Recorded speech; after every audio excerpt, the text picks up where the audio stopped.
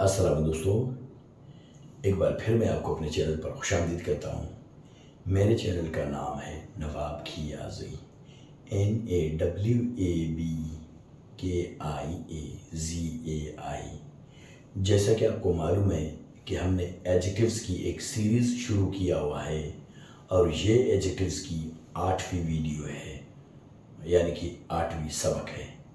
और आज के सबक में हम पढ़ेंगे little, few, a little, a few, the little, the few। तो अब हम ये देखें कि इनमें क्या फ़र्क है। Little, a little, the little and few, a few, the few। Mostly आप कह सकते हैं या आमतौर पर लिटिल जो है ना वो अनकाउंटेबल नाउन के साथ इस्तेमाल किया जाता है और फी जो है वो काउंटेबल नाउन्स के साथ इस्तेमाल किया जाता है। लेकिन ये बात याद रखें कि कभी कभी लिटिल जो है ना ये काउंटेबल नाउन्स के साथ भी इस्तेमाल किया जा सकता है। मिसाल के तौर पर मैं कहूँ आई सा अ लिटिल गर्ल और आई सा अ लिटिल बॉय। यहाँ लिटिल माना छोटा, ना कि थोड़ा। सही।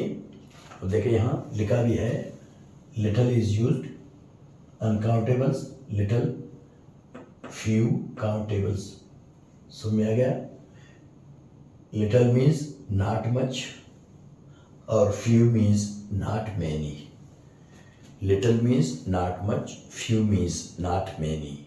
लेकिन ये याद रखें ये दोनों वर्ड्स नेगेटिव सेंस और नेगेटिव मीनिंग के लिए इस्तेमाल किए जाते हैं, यानी कि ये पॉजिटिव सादा जुमलों में इस्तेमाल नहीं होते हैं, यानी कि इकरारी जुमले में नहीं आते हैं।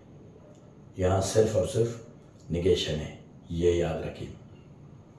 ये देखिए यहाँ लिखा भी है नेगेटिव सेंस के साथ, नेगेटिव सेंस के साथ, नेगेटिव मीनिंग के साथ। ठीक है।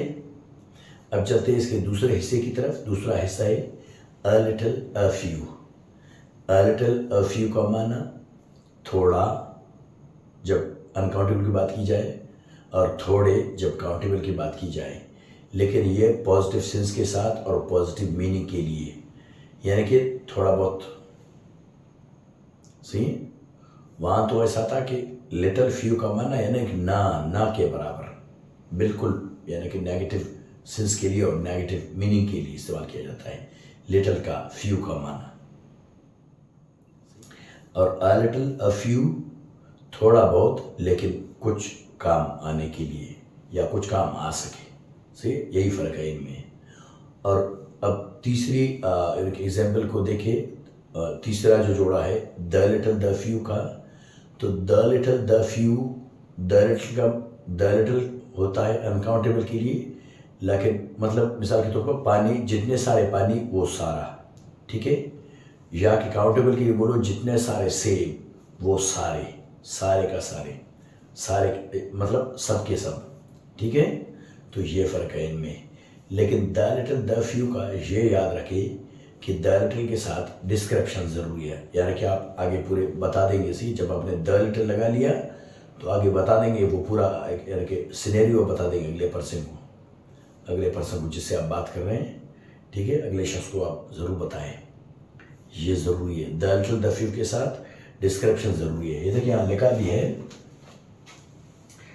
लिटिल का मतलब सम, लेकिन पॉजिटिव सेंस और पॉजिटिव मीनिंग के साथ। अ फ्यू का मतलब भी सम लेकिन पॉजिटिव सेंस और पॉजिटिव मीनिंग के साथ। और द लिटिल का माना देख विद डिस्क्रिप्शन। द फ्यू का यही होता है डिस्क्रिप्शन के साथ, विद डिस्क्रिप्शन। ये दोनों का यही, यानी कि कैसे डेफिनेशन है। और यहाँ मैं आपको एक स्टोरी, यानी कि किस्सा सुनाऊँ अपनी, कि कभी किसी ज़माने में मैं कहीं जा रहा था,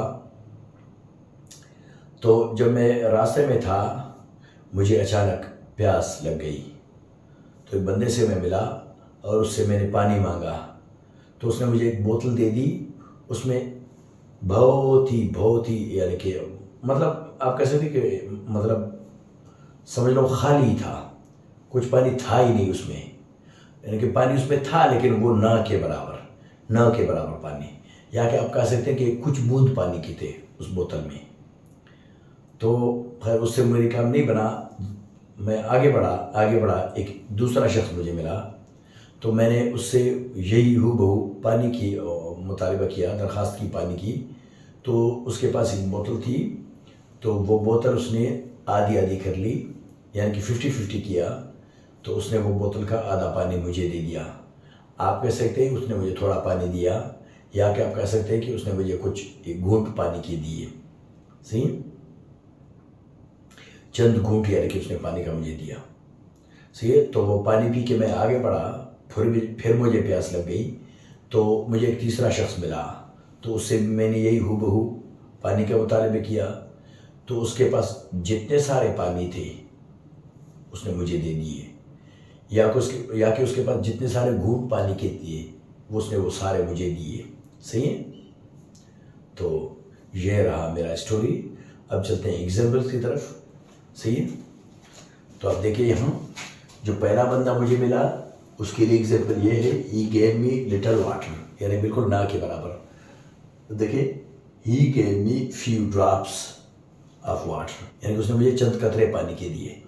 ही gave me few drops only, तो इससे मतलब कुछ कतरे उसने पानी के दिया। अब कुछ कतरे से क्या बनेगा? सही है, ना के बराबर। ठीक है। अब चलते हैं दूसरे बंदे की तरफ। दूसरा एग्जाम्पल जो दूसरे शख्स को मैं मिला वो ये है, उसका example, he gave me a little water, उसने मुझे थोड़ा पानी दिया। सी, और दूसरा एग्जाम्पल देखिए काउंटेबल वाला, ही gave me a few sips of water, उसने मुझे चंद घूंट पानी के दिए, यानी कि थोड़ा बहुत तो काम आया मेरा, मतलब मेरा काम बन गया। तो वो पानी पी के मैं आगे बढ़ा। तीसरा शख्स जो है ना उसकी एग्जाम्पल देखिए, तीसरे शख्स का देख, the little water that he gave me help me a lot, the little water that. अब ये दैट से पता चलता है कि यहाँ डिस्क्रिप्शन ज़रूरी, जब आप दैट लगाएंगे तो आगे बोलेंगे। सही है, वो पूरा किस्सा आप सुनाएंगे कि उसने मुझे पानी दिया, वो कितने पानी थे और आपने उस पानी का क्या किया। सही है, तो ये डिस्क्रिप्शन ज़रूरी है इसके लिए। तो देख दूसरा, the few sips of water that he gave me help me a lot, यानी कि उसने जितने सारे वो पानी के घूंट थे उसने मुझे दिए, वो मेरे बहुत काम आए। या उसके पास जितना सारा पानी था उसने मुझे वो दिया, मतलब वो पानी मेरा बहुत काम आया। सही, तो ये रहा मेरा स्टोरी। समझ में आ गया?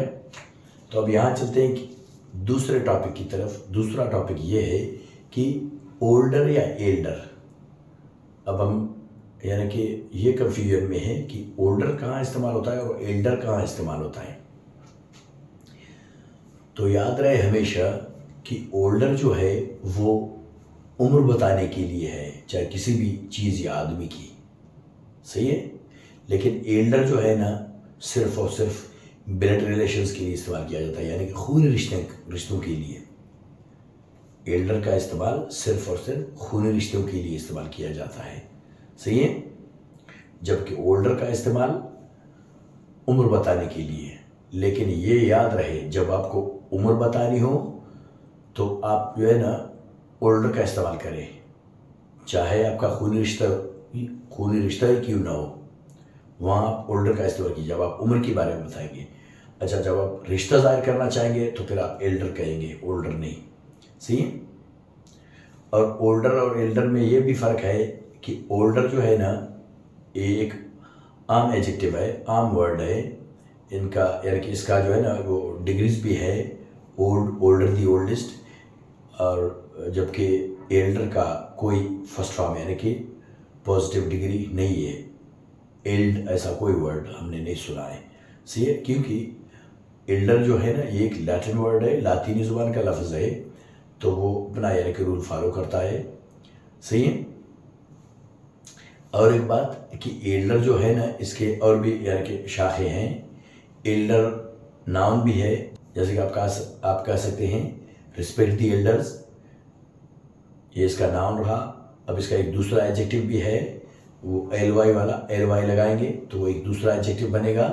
मिसाल के तौर पर आप कहेंगे आई सा एन एल्डरली पर्सन, आई सा एन एल्डरली लेडी, आई सा एन एल्डरली मैन। तो ये इसके डेरिवेटिव्स हैं, यानी कि शाखें हैं। सही। तो ये रहा इनका यानी कि वो मीनिंग। अब चलते हैं इनकी एग्जांपल्स की तरफ। ये देखिए एग्जांपल्स, डिस्क्रिप्शन देखिए।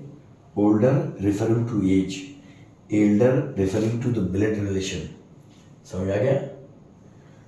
यहाँ जो है सिर्फ एज की बात की जा रही है। My friend is older than me, my friend is older than me, मेरा दोस्त मेरे से उम्र में बड़ा है। यहाँ कोई खूनी रिश्ते की बात नहीं हो रही है, क्योंकि वो मेरा दोस्त तो है लेकिन मेरा रिश्तेदार नहीं है, मेरा उसके साथ खूनी रिश्ता नहीं है। सही है, ये फ़र्क है इनमें। अब चलते हैं दूसरा एग्जाम्पल की तरफ। दूसरा रास्ता है, एग्जाम्पल है my sister is elder to me, my sister is elder to me. अब ये याद रहे, एल्डर के साथ टू लगता है और ओल्डर के साथ देन लगता है। सही है, इसके साथ आप अक्सर यही मतलब कह सकते हैं कि my sister is older, sorry आप कह सकते हैं my sister is elder to me, my sister is younger to me, या क्या आप कह सकते हैं my eldest sister lives in Khuzdar. सही है, तो इतने इस तरह के बहुत सारे सही बनते हैं जुमले। लेकिन जब आपको किसी की उम्र जाहिर करनी हो, मिसाल के तौर पर आप कह सकते हैं कि my father is 55 years old, ना कि माई फादर इज़ 55 ईयर्स, ना कि my father is 55 years eld, क्योंकि एल्ड जैसा कोई लफ्ज़ ही नहीं है। तो यहाँ आप अपने वालिद की जो है ना एज बता रहे हैं, ब्लड रिलेशन नहीं बता रहे हैं। सही है, तो ये याद रहे। तो मैं उम्मीद करता हूँ आज का सबक आपको समझ आ गया होगा। ज़िंदगी में फिर कभी किसी नए वीडियो में और नए ग्रामेटिकल पॉइंट के साथ, तो तब तक के लिए अल्लाह ने के